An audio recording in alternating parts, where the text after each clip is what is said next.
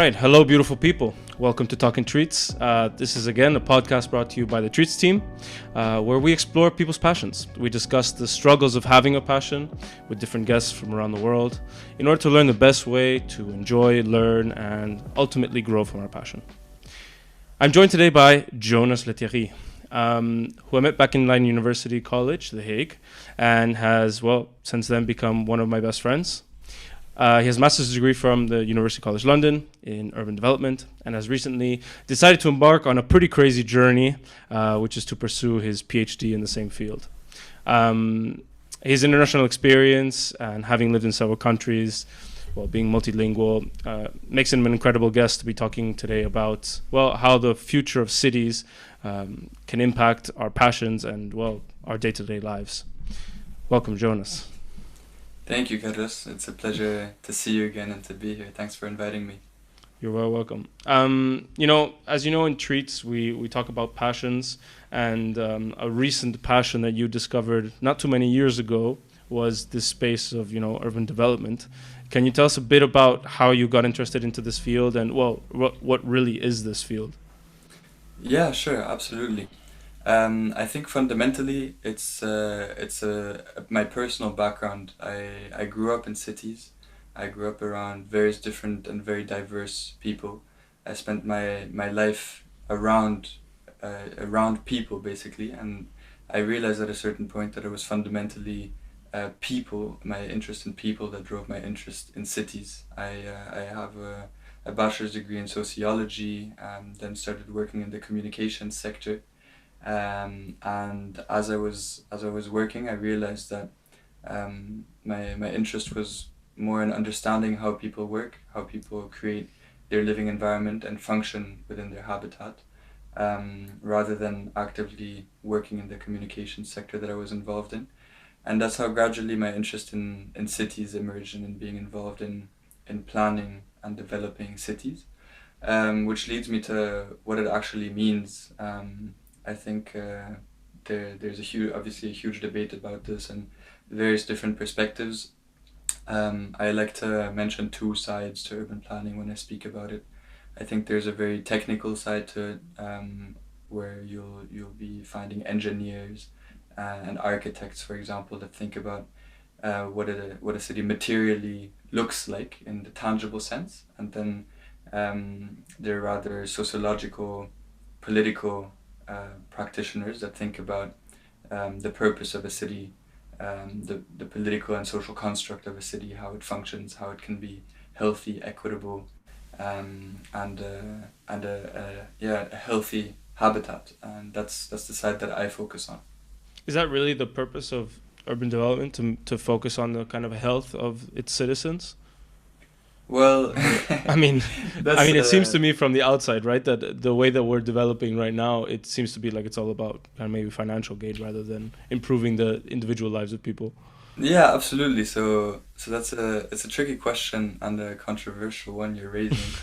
I don't know how honest I want to be about this and how critical from my personal perspective, but I think you're absolutely right. I think the health of citizens, equality, and creating an environment that is good for human life, is probably not the priority of urban development these days. And as you're hinting at yourself, I think that financial interests nowadays are rather at the forefront of the agenda, rather than human health, as you said. I have to say as well, though, I guess it varies depending on where you live, right? And what situation the current city or urban location is at. I guess that perhaps in developing countries, the focus is rather, okay, let's improve the economy, as maybe that might be a trickle-down effect to the health of each of the citizens, rather where maybe in Europe, where the cities are already quite developed in the sense that there is already quite a good foundational infrastructure. It's more about the small tweaks and maybe the technology that can help prove. I don't know if you could tell me a little bit about some of the big technological movements that are going on right now in terms of cities, in big, broad strokes. Yeah, before I answer your question, I wanna raise a slight disagreement to the Okay. perspective that you just raised, which is, I mean, certainly we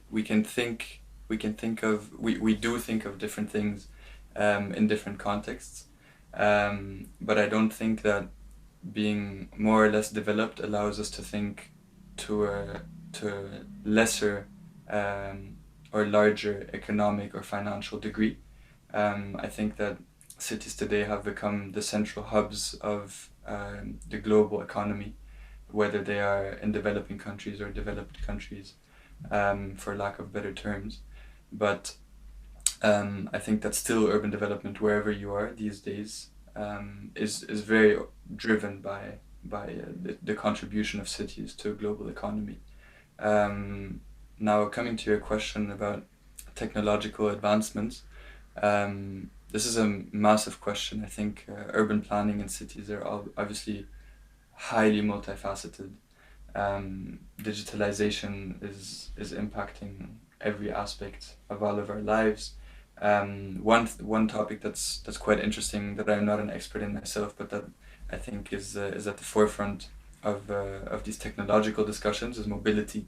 So there are various urban mobility concepts that are in the making, gradually emerging, all over the world. Some of which I'm not even surely not even aware of or familiar with, as I haven't worked much, for example, in the Asian context. But even here in Europe, we're seeing various new mobility concepts emerge, that are a clear sign of technological advancements. Yeah. I mean, I read, I think, at some point that at least 30% of urban space is occupied by parking lots. Space that, I mean, the idea is in terms of the future where, you have autonomous vehicles that's completely wasted because you'll have cars that are constantly moving and there's no need for them to be parked. I think that really changes the the outside of how, we operate in our day-to-day lives, right? Most people have a 9 to 5 job and they have to travel in their car, wake up in the morning and, drive however long, maybe 20 or 45 minutes or an hour to reach their job.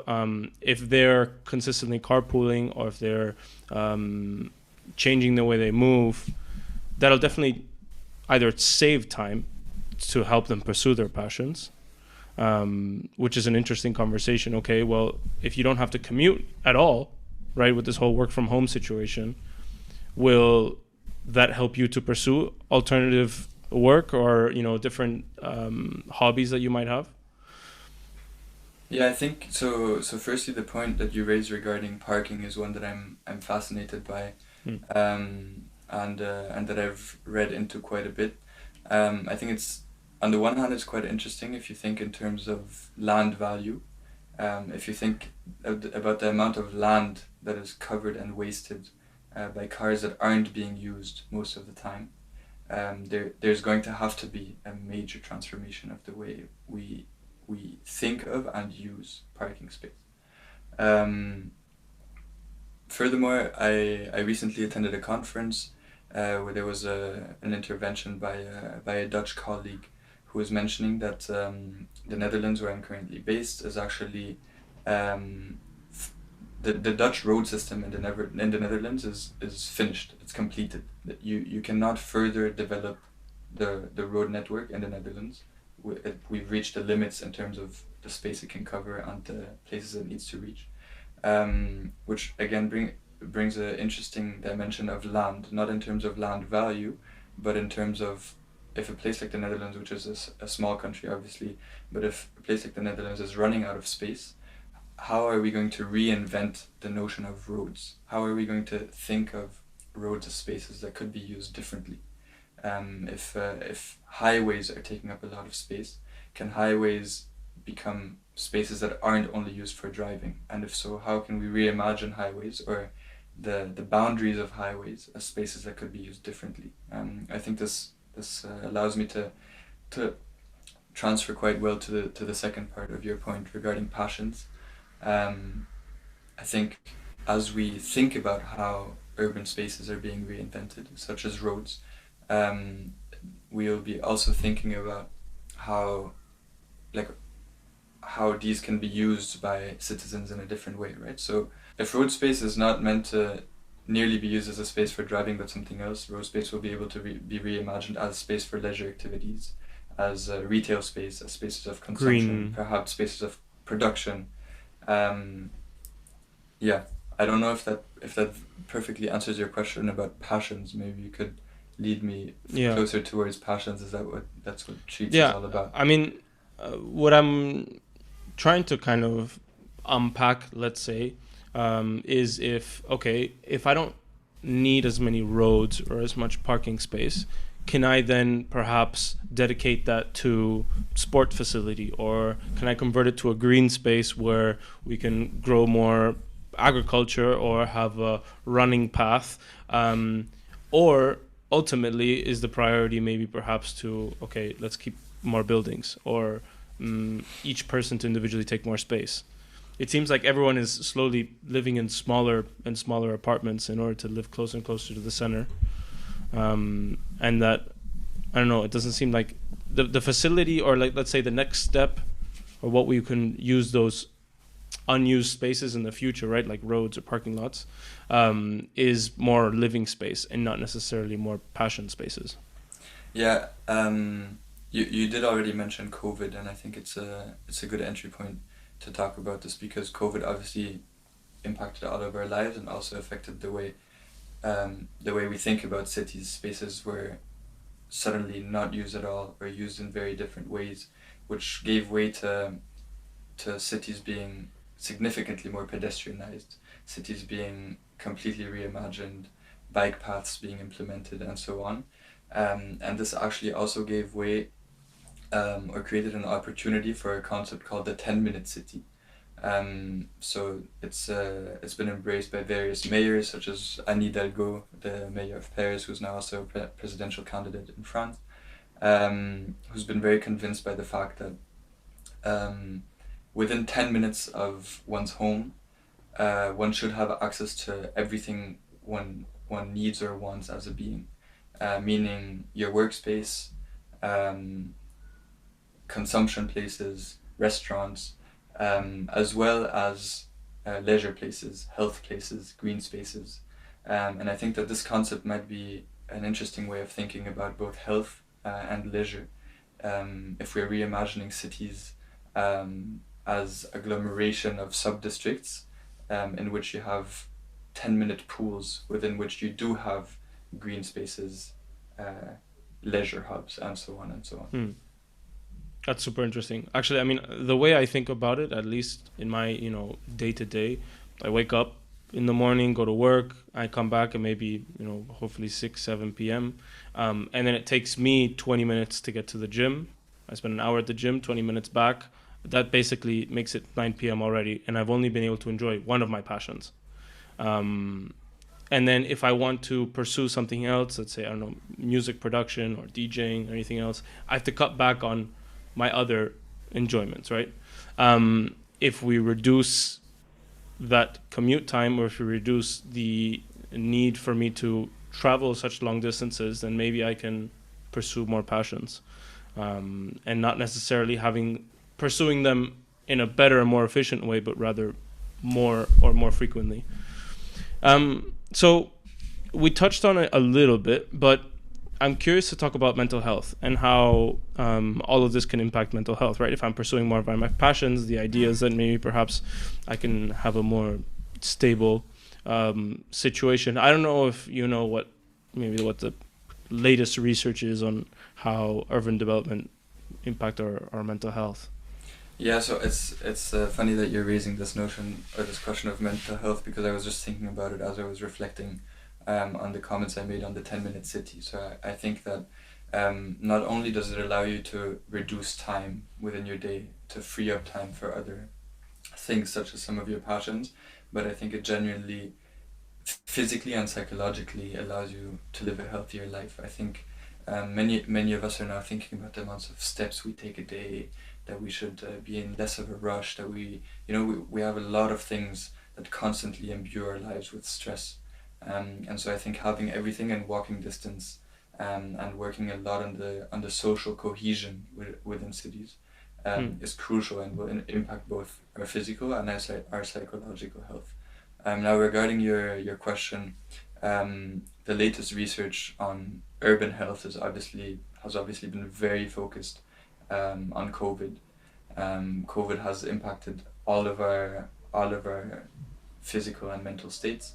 And again, cities as very dense agglomerations of people and of markets are at the forefront of this discussion. If we do actually want to significantly change anything at a large societal level, including urban health, this has to be addressed within the city. That's personally another reason why I'm so interested in cities, is because it gives us an immense leverage about certain questions that we need to think of as a society, but also as a human species. Yeah, it seems as if, I mean, regardless of how many changes I can implement in my day-to-day life on an individual level, there's ultimately going to be restrictions coming from the way that my city or where I live that I might not be able to even have a control over. Like the gym that I like to go to is 20 minutes away. Okay, well, I'm totally restricted by that. There's nothing that I could, do on an individual level that will help reduce that commute time or make that more convenient. Yeah, absolutely. And I think in terms of mental health and of health in general, I think it's important to think of urban inequalities. I think cities are not only dense places of individuals, but also very high concentrations of inequalities, and places that expose certain parts of our populations to much higher stress levels and much unhealthier conditions than others. So you and I are certainly highly privileged in terms of the conditions that we're exposed to, but this is at the forefront of today's discussion. How are cities planned and spaces for children, for the elderly, for everyone within our community, that needs to be addressed in a different way. I mean, then again, that just brought up to mind an idea that, well, I mean, here we have access, within 20 minutes to something, or, even if it doesn't reach the 10-minute mark, if you live in a, let's say at least you're a European city or most global cities, you have access to within a 20-minute range to all the services you could possibly need. If you go into more of a rural setting, though, if I wanted to join, I don't know, a gym or a sports club, or if, I don't know, I wanted to join a local band, it might be more difficult for me to access that. And I think that, well, I mean, urban development can definitely help more passions reach more people. I'm not sure if I would agree with you. I think this leads us back to our initial point, which is what drives cities, what drives urban development. I think it's much easier to capitalize on and monetize passions within cities. There's probably seeing their dense agglomerations of people and complex systems with way more diversity than rural spaces. You do have access to much more, but I don't know if I would necessarily agree with rural spaces being spaces in which it's harder to exercise your passions. I think it depends a lot on which kind of passions you're talking about. But I think if you're talking about food, you might argue that you have access to much better products outside the city. If you're talking about sports, you might argue that you actually have spaces and natural infrastructures that are much healthier and more convenient than within urban spaces, which again leads us back to the point: are cities built as efficient and effective markets, or are they built as a healthy environment that caters to our needs and our desires as humans? Yeah, it's an interesting conversation. In fact, actually, I think it was a couple of days ago, I was having dinner with some friends here. And in addition, and going back again to this whole COVID situation, it makes you reflect, okay, well, if I'm going to be working from home 3-4 days a week, and I only have to come to the office maybe 1 or 2 days, why do I need to live close to the center?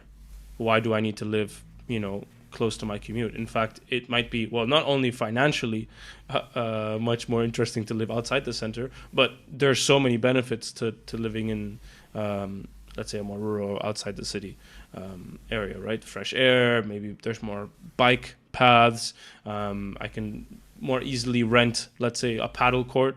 For example, now it's become so popular. Paddle courts are coming up everywhere in Madrid. It's the new craze, and it's impossible to book a court here. So it's difficult for me to pursue my passion unless I book a week in advance. If I lived outside the city, there's tons of courts that I could book. Yeah, it's interesting to think about that. If you look at market and land prices, and how they evolved throughout COVID. I mean, I'm specifically most familiar with London because that's where I was based for much of the pandemic. But it's clear that within the outskirts of London and within secondary cities around London, prices boomed immensely, as people were seeking to move outside the city, as they realized that the workspace is being reinvented, reimagined, and that indeed the place where we're based isn't driven by the same variables anymore. It's not our workplace that dictates where we want to live, but there are other variables that we can now factor into the equation. Yeah. I kind of want to sidestep a bit the conversation, and go into more of how creativity can be impacted. Well, we talked previously about, automated cars and autonomous driving, where, I no longer have to be worried about driving a vehicle in order to get to my destination. Rather, I could just sit and wait, much like a train or a plane, right, as a passenger. Do you think that creativity is more limited because I'm no longer exposed to as much commute? So let's say, if I'm driving and I have to go to a place for 20 minutes, I'm obviously exposed to many more things. But if I'm just going to be sitting in a car or working from home, there's not going to be so much input that will help fuel my day-to-day. I'm curious what you think about this kind of conversation. I think I'm going to give you a quite academic response to this. Sure. But that's fine. I think your question relies on your question is based on a certain understanding of the notion of creativity, and I think that's something that we should discuss before I give you an answer to your question. Yeah. Because I think that obviously being exposed to more or less stimuli might make you more or less creative in certain ways, but some could argue that commuting on a train every day might actually stimulate your creativity, or it might infuse you with certain thoughts that you might not have had if you were staying at home, while others might say, listen, I'm staying at home and I have time to focus on the things that actually do inspire me, and so I am much more creative. So maybe, correct me if I'm wrong, but maybe it's rather a question of inspiration rather than creativity. But like I said, it kind of depends on how we define creativity. Although I don't mean to. Fair. No, I mean, to provoke you with my question. It's definitely interesting, and I think it fits within the conversation of, and it just brought it up, and it has nothing to do with urban planning or development, but rather, automation in general, right? We're going to be working hopefully in the future with robots, and many jobs will be made useless, and humans will have to be creative in order to provide value, right, into the market. Just pushing a button, many jobs right now that's what kind of they do, and so robots will substitute them. It's an interesting conversation about, okay, well, if we have to be more creative, we'll have to be more inspired. And if we have to be more inspired and everything is being done for us, where can we fit in this whole? I mean, it's just opening up a lot of conversation though, right? Yeah, now. I'm gonna take you somewhere completely different with this. Let's do it. Because it's funny that you're hopeful, that you're looking at this in a hopeful way. I'm not at all. I wouldn't agree that I'm hopefully looking ahead at us being accompanied by robots. But there's an issue I'm very interested in, or a concept I'm very interested in currently, which is a concept known as political ecology. Political ecology, in very oversimplified terms, is the idea is an argument against the system that we live in today, which argues that we've reached a point in which our socio-economic systems are completely disconnected from the natural systems that we live in. And I'm bringing this up, it might seem very far-fetched, but I'm bringing this up because it's part of my answer to your question of where do humans come in? Where is our place in the future? Obviously, it depends a lot about how our world evolves, but we're reaching a point where clearly we need to rethink our relationship to the environment, about the way we act around, but also treat the environment. And so the question of political ecology and arguments within this debate are trying to articulate solutions within which we as humans can reintegrate natural systems, can reinvent parts of our markets, parts of our cities, parts of our work and our home, in a way that is much closer to the natural systems, that will outlive a human life, that will outlive anything we build, anything we imagine, anything we develop. And so I think, and that's what I look forward to with hope. That So perhaps kind of going backwards rather than keep on going forward. So that we can maybe reimagine future systems that are inspired by and adapted to the natural systems that surround us. Would an example of this, and correct me if I'm wrong, be like a natural system, I don't know, buying a product from a local vendor that lives on the street rather than getting it on Amazon?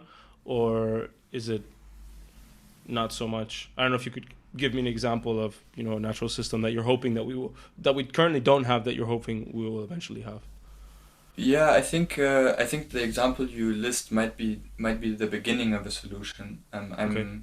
I've actually been hosting a podcast myself, where I recently hosted a guest that's an expert in circular economy, which is which could arguably be seen as a branch of political ecology, or there are certain circular economic logics or arguments emerging out of this, and she's particularly interested in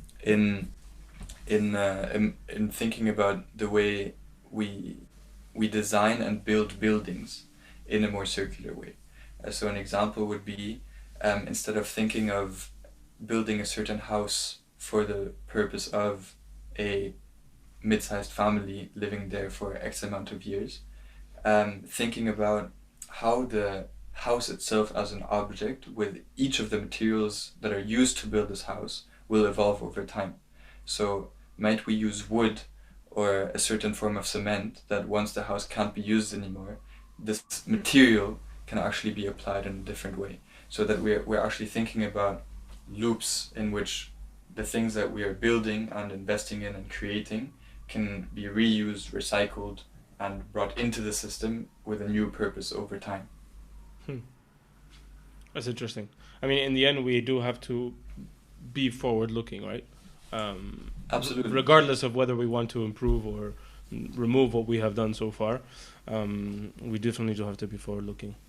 I'm kind of hesitant to bring this up as to, I don't know how relevant it might be, but we are we used to be part of a football team together in Leiden University, and I remember that we relied a lot on another club to basically host us within their facilities, and it wasn't our club. We had nothing to do with them, but it was basically a rental, right? And we're constantly now faced with renting things.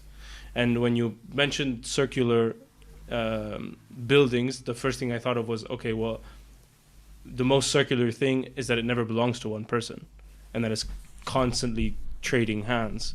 Now, for example, if I want, I don't know, the latest DJ equipment, I'm no longer obligated, or let's say it's no longer the only choice for me to have to buy this, $3,000 DJ equipment. I can share it with other people, whether it's there's different formats of doing it.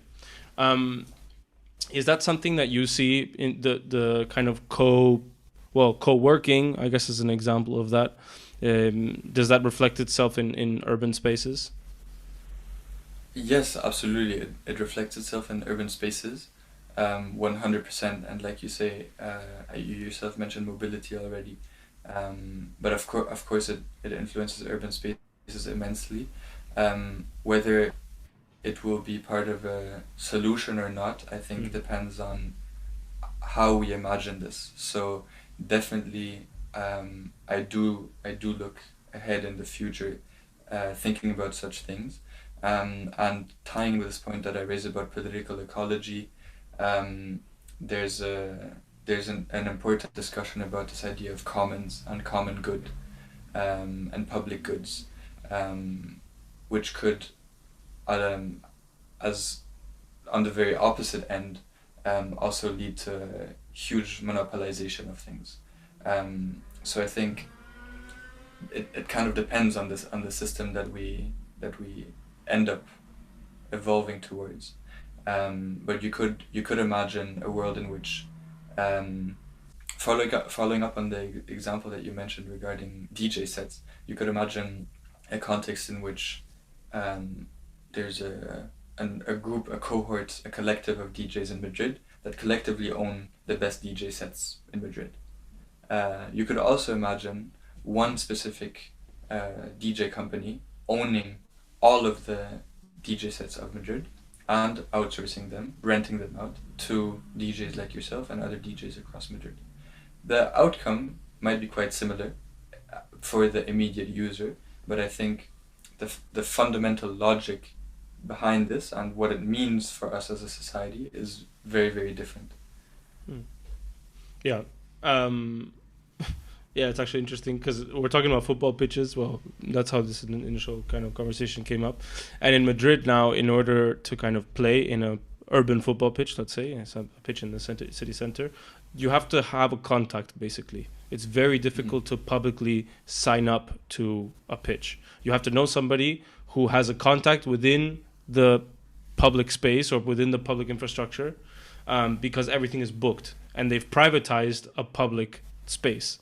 And basically now you either go through and you pay them, I think it's almost like 5-6 euros a person to rent that pitch, which if you have 22 people, you can do the math. That's pretty good money considering that it costs in reality 12 euros to rent it. And so they've made a business out of this public good. And I fear that there is a lot of room to privatize passions that maybe wasn't so easy to do before because of this kind of monopolization tendency. Yeah, I completely agree with you, and I think there's a very important point to be made about the democratization of passions, and about actually creating public spaces in which passions can be exercised. All over the Netherlands there are pianos within public train stations Yeah. that are almost always used. Whenever I walk past one of these pianos, you see someone playing piano, and usually they're decent piano players. You have urban parks all over the world with sports and gymnastics, fitness facilities. You have basketball courts, football courts that are public all over the world, and they're usually used very actively. And I would believe and argue that they're actually very important for public health, both psychological, so mental health, and physical health as well. Yeah. Do you think that it'll be the same in terms of agriculture? I know that, well, our friend Michael is quite into sustainability, and he loves to talk about vertical farms. I don't know if you see any tendency that we're going to go towards that. Like, is our nutrition going to improve thanks to urban development? Because I only see it getting worse, to be honest. I think this is a very tricky question that you raise, and it actually ties in with with a pretty with a pretty complex and very critical discussion that I had today. And I think, unfortunately, I'm not enough of an expert about agriculture, nutrition, and food products itself. Um, I personally am quite fearful of um, quite artificially created food products. I think our friend Michael that you mentioned would perhaps disagree with me, but kind of in line with this concept that I mentioned regarding being closer to natural systems, I think that that's actually a step further away from our natural systems if we start artificially generating our nutritional intake.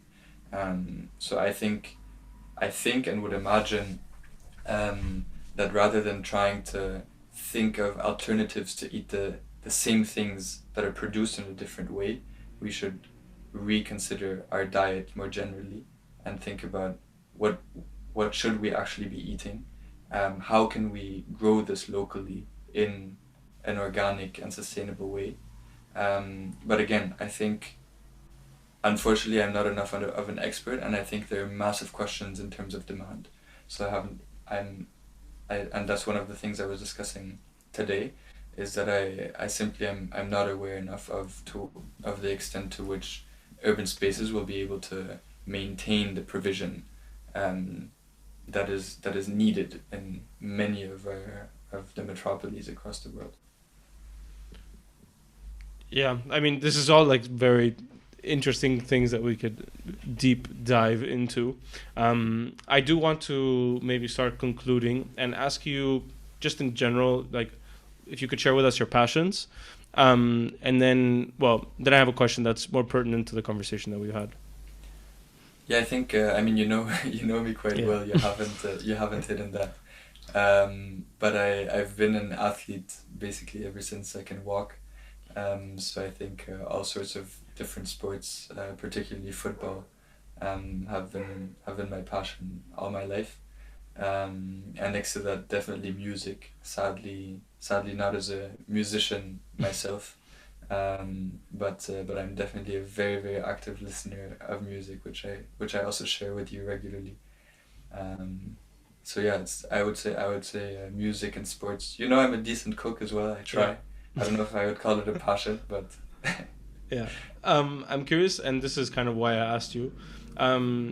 How, I mean, now you've actually lived in a couple of cities in the last few years.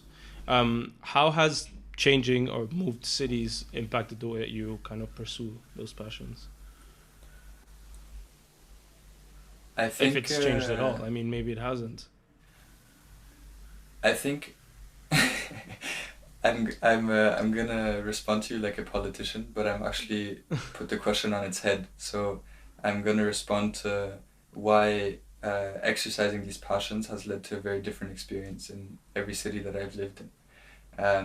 But for me, sports has always given me access to a social life. I think particularly football, as a collective sport, that's an international language that breaks barriers and disagreements all over the world, has been the entry point to every city that I've lived in. It's how I've met you, and it's how I've met most of my closest friends. And the football teams that I joined wherever I lived shaped most of my social life wherever I've lived. And I think music has rather been a constant companion throughout my whole life. I think it's something that's stimulated me. It's been less of a social endeavor, as I don't play music, like I said, but it's always been something that I like sharing, like with friends like yourself. And yeah, I've avoided your question, so feel free to insist if you'd like me to answer. No, it's okay. In a different way. No, it's perfect. I don't know if just to start wrapping this up, I don't know if you have any questions for me, or if there's anything that you would left to say. No, I mean, it's been a pleasure to be here. I've been tuning into your previous podcasts and following Treats. So yeah, it's a pleasure to be here and to contribute to it. If any of the listeners do want to reach out about anything related to cities, or more specifically to urban development planning in sub-Saharan African cities, which is my research focus, then obviously they're more than welcome to reach out to me. But yeah, no, I don't think I have any questions at this point. All right, guys, thank you very much. Have a nice day.